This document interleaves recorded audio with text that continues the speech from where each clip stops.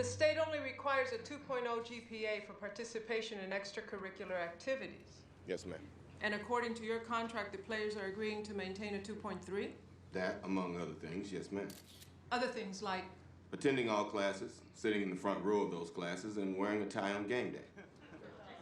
I see. Mr. Carter, does the lockout include practices and games? And do you have a set period of time? There will be no basketball, ma'am. Quiet, please.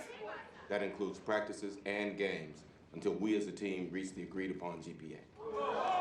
Please, quiet. Please, quiet. Quiet. Thank you, Mr. Carter. In the interest of time, I'd like to open this board meeting up for comments. As a teacher, I was offended when asked by a coach to provide progress reports. Nowhere in my contract does it say that I have to do so. It creates more work. This lockout has brought negative media attention that questions our abilities as educators. End this madness. End this lockout. I'm Jason Lyle's uncle. That boy lives to play ball. Comes to school every day now. You take away basketball, God knows what he'd be into. Yesterday, he canceled the Fremont game. Now, that's the biggest game of the year. I have scouts coming to watch my boy play. These boys are 16-0. This whole school, this whole community is behind this team. Everybody goes to every game. Basketball's the only thing that these boys have got. Now, are we gonna let Carter come in here and take that away from them? I don't think so. Not gonna happen.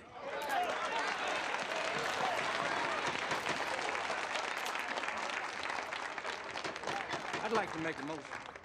Yes, Mr. Walters.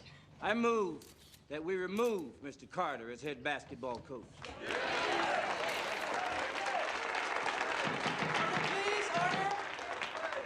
This board does not have the authority to terminate employment of a staff position. Then I move we end the lockout and let the kids play. I second the motion. Okay. If I may, Yes, Mr. Carter.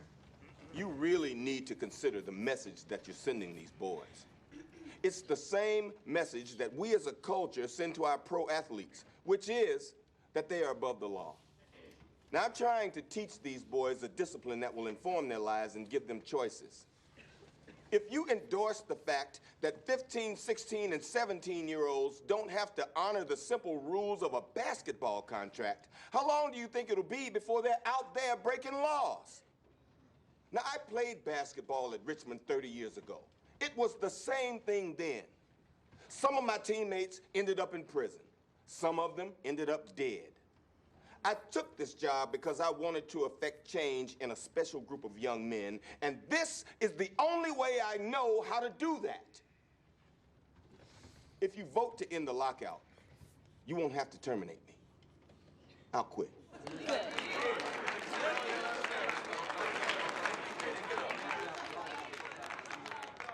Thank you, Mr. Carter. The board now recognizes 5 voting members. In this instance, we will be accepting the vote of Principal Garrison as well. Now, I put to those members the vote on whether or not to end the lockout.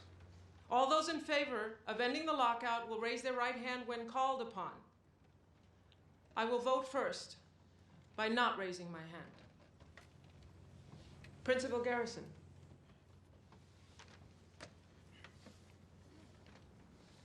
Valerie Walker. Benson Chu. Parent Rep, Mr. Cepeda. And Ms. Nguyen.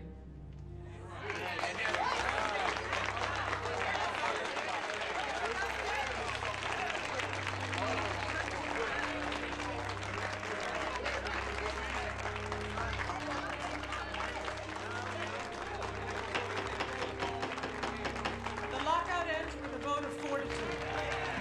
There's no other business. This board meeting is adjourned.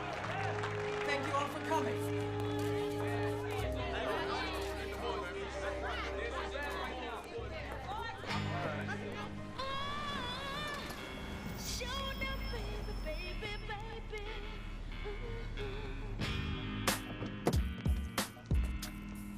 Carter, are you sure you want to do this? Look, I know we haven't always seen eye to eye, but you've done such a great job with these boys. It seems wrong to just... No offense, ma'am, but all the work I did with those boys was negated when they ended the lockout. I don't think that's true. The board sent the message loud and clear. Winning basketball games is more important than graduating from high school and going to college. I'm sorry. I just can't support that message. Same hunger, different sport, all I need is a team. First song I heard to remember was Juicy by Big. And if I'm right, me and my mom were cleaning the crib. Promoted as if I knew him. Every time I left home, my cousin locked up, I played it for him over the phone. In June of '95 was when I started to cook. Same year I lost my beat, and the game lost E. Observing the game, watching both pleasures and pain. And every Saturday I'm on my bed ready for Soul Train. Young in the field, way before I thought of a deal. Being teached and taught, old school records been bought. Although it sounds great, that's what it seems to be. Think about it, it started the East-West Coast beat. Talk.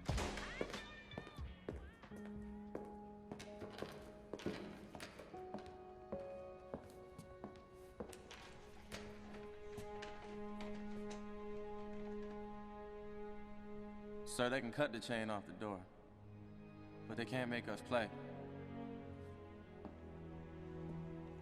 We've decided we're gonna finish what you started, sir. Yeah, so leave us be, coach. We got shit to do, sir.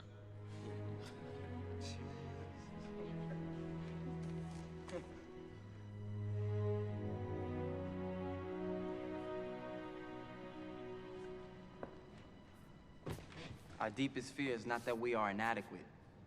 Our deepest fear is that we are powerful beyond measure.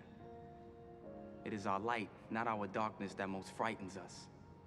Your playing small does not serve the world. There is nothing enlightened about shrinking so that other people won't feel insecure around you. We were all meant to shine as children do.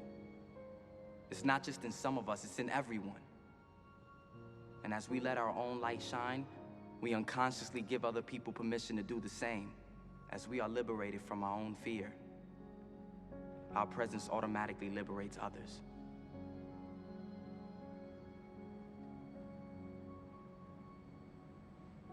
Sir, I just want to say thank you. You saved my life.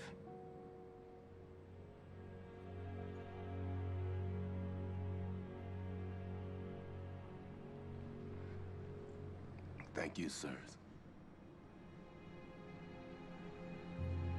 All of you.